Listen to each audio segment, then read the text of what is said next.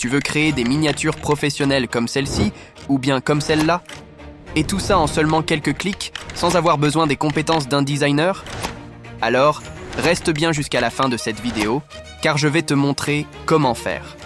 Aujourd'hui, je vais te révéler un outil incroyable qui va transformer la façon dont tu crées tes miniatures YouTube. D'ailleurs, cette vidéo qui a fait plus de 3 millions de vues a utilisé cet outil pour créer sa miniature.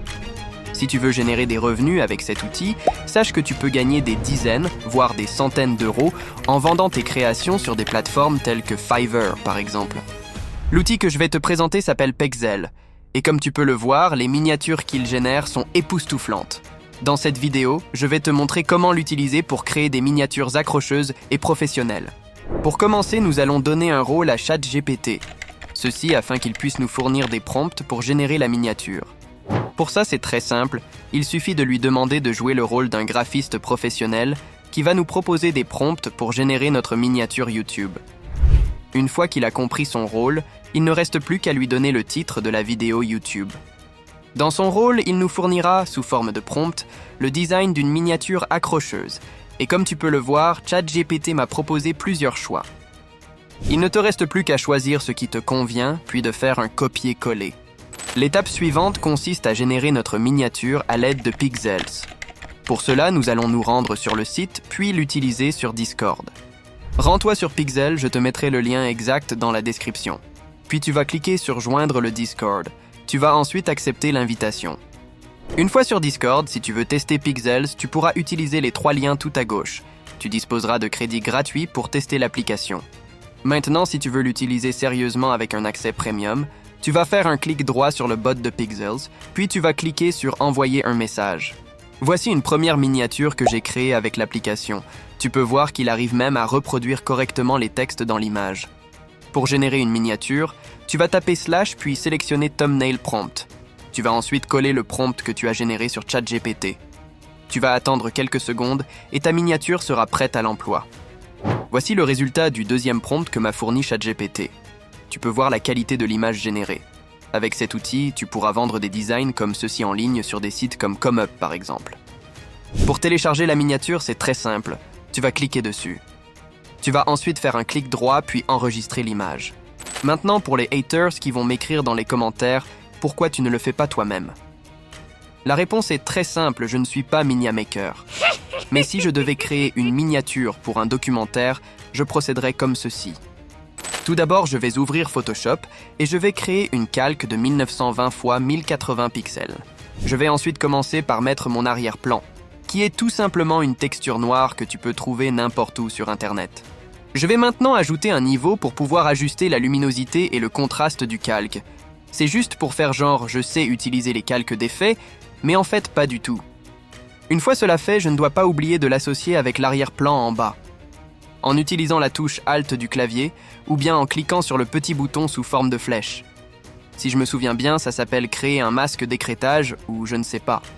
Maintenant, à l'aide de l'outil plume, je vais dessiner une forme en dents de scie de couleur rouge. C'est une forme que l'on retrouve souvent dans la plupart des miniatures.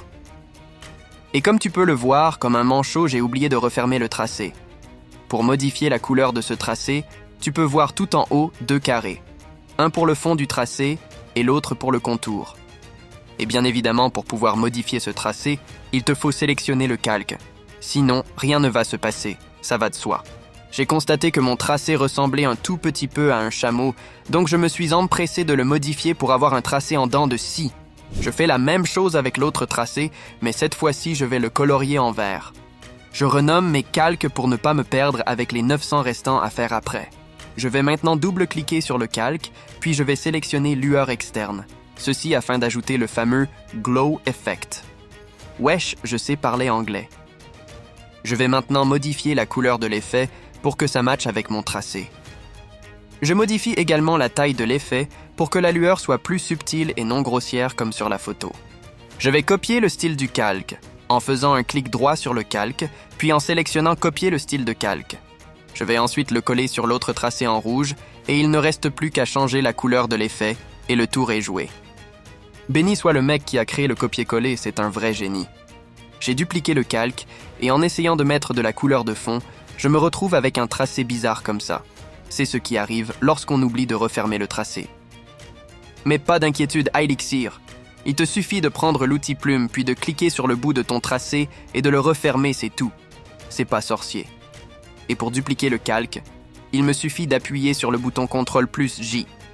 Désolé, je ne suis pas sur Mac donc je ne peux pas utiliser la touche commande. Ici, je réduis l'opacité du tracé pour avoir un style transparent. J'ai fait également la même chose avec le tracé en rouge. Je modifie la disposition pour que le fond soit en bas et le tracé en haut. Tu peux voir que pour le fond, je désactive le contour et pour le tracé avec le Glow Effect, je désactive le fond. Si tu ne comprends pas, c'est très simple. Tout se joue sur les deux carrés qui servent à régler la couleur du fond ou du contour. Si tu actives les deux, tu as un tracé avec un fond et un contour en même temps. Je fais un CTRL-G tout en sélectionnant les calques que je veux regrouper dans un dossier. Ça permet de rester organisé par rapport aux nombreux calques qui vont suivre. Maintenant que j'ai fini la miniature, ça te coûtera 50 €. Par carte ou en espèces chef. Bon, trêve de plaisanterie, je vais maintenant importer la photo d'un gamin que j'ai généré à l'aide de l'IA et détourer au préalable. Je trouve que la photo est trop sombre, donc je vais commencer par régler sa luminosité. Cette fois-ci, je vais utiliser l'effet courbe ou filtre courbe, peu importe. Je vais commencer par éclaircir la photo. A few moments later. J'ajoute un peu de contraste, etc. Après 50 ans à tergiverser sur ce réglage, j'ai enfin réussi à obtenir ce que je voulais. J'ajoute ensuite une teinte et saturation pour enlever la couleur bleue. Je vais commencer par une couleur assez neutre, et ça ne m'arrange pas du tout d'avoir une image teintée dès le départ. Et surtout, n'oublions pas de mettre le masque d'écrêtage pour que l'effet ne s'applique qu'à l'élément souhaité. Maintenant, nous allons appuyer sur les touches CTRL-I pour inverser le masque. Ceci afin de colorier les parties qui sont affectées par la lumière. Rassure-toi, car moi aussi je ne comprends pas ce que je suis en train de raconter, mais je vais quand même récupérer le pinceau pour me mettre au travail. En maintenant la touche Alt du clavier et en restant appuyé sur le clic droit de la souris. Je vais glisser le curseur vers la droite pour diminuer la taille du pinceau. Je vais également réduire le flux pour diminuer l'intensité du pinceau. Ceci afin d'avoir un certain contrôle lors de son utilisation sur l'image. En utilisant la touche X du clavier, tu vas pouvoir inverser les couleurs. Sur la palette noire, en utilisant le pinceau, tu vas effacer l'image tandis que sur le blanc, tu vas la faire réapparaître. Tu vas jongler entre les deux pour manipuler ton image. C'est à ça que sert un masque sur une photo. Comme tu peux le voir à l'écran, je peins les parties qui, selon moi, doivent recevoir de la lumière ou les zones où se reflète la lumière en supposant qu'elle éclaire de la droite. Je vais également peindre une couleur uni-rouge derrière le gamin. Je vais me servir de cette couleur comme source de lumière. Je viens de me découvrir un talent poétique. Maintenant, je vais créer un masque d'écrêtage rouge pour peindre les reflets de la lumière sur les vêtements de mon personnage. Je vais essayer d'accélérer un peu car sinon cette vidéo va durer 10 heures. J'ai commencé à rédiger le texte qui va donner un indice sur la vidéo YouTube. On dévoile un peu, pas tout pour amener de la curiosité. C'est le côté sadique de ces miniamakers. Many months later. Après 100 ans, j'ai enfin trouvé où placer ces textes. Et comme pour les tracés de tout à l'heure, je vais ajouter du glow effect sur celui-ci. One eternity later. Je trouve que c'est un peu vide à droite, donc j'ai décidé de placer cette photo dessus. Pour ce faire, il suffit d'ajouter un masque dessus, puis de le désaturer avec l'effet teinte et saturation. Il ne reste plus qu'à le peindre avec le pinceau pour avoir l'effet escompté. 12 seconds later. J'ai flouté la photo avec le filtre flou gaussien pour que ça n'attire pas trop l'œil et pour qu'il fonde dans le décor tel un espion en train de suivre sa cible. Finalement, après avoir appliqué le filtre Camera Raw, j'ai enfin réussi à faire une miniature potable pour une vidéo YouTube fictive. Voici le résultat, dis-moi en commentaire si tu as aimé cette vidéo. Je te mets également le lien de l'outil dans la description si ça t'intéresse et on se retrouve plus tard pour une nouvelle vidéo.